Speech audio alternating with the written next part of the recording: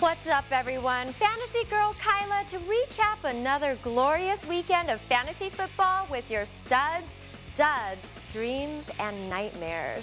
First up, the studs, and once again, Fantasy Hall of Famers Randy Moss and Tio continue to earn this girl's affection. Scoring 4 times will do that. But I also want to recognize some first-timers. Andre Johnson looks spry, returning from a knee injury with 100+ and a touch.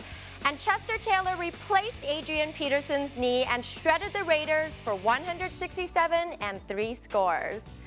Big Ben has been working hard all year to prove that he's more than a guy who just hands the ball off to a dominating running game. So far, so good. Until yesterday. 195 and 1 TD versus the Jets. Even worse, though, was the performance Peyton turned in. Only 167 yards and 0 touches. Look, I know Marvin's out and your team is banged up, but you were at home in a must-win game. Grinding out wins is not why owners drafted you before a running back. DJ Hackett has been downright dreamy since returning 3 weeks ago from an injured knee. 3 straight games with a touch and back-to-back 100+ yard games. Look for it to continue.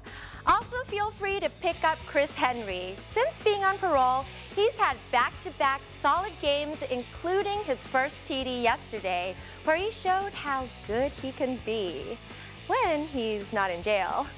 Finally, wrapping up the week are the nightmares. Kevin Jones of the Lions looked to be a great second-half story, but Mike Martz seems determined to avoid the development of a running attack. Sorry, but he ain't gonna get the numbers he should. And the horror show that is the Chicago Bears defense and special teams continued yesterday as they gave up 30+ for the 4th time this season. They're not getting sacks, not forcing turnovers, and no longer intimidate. They only scare their owners. That's all I've got for today. Now get back to work.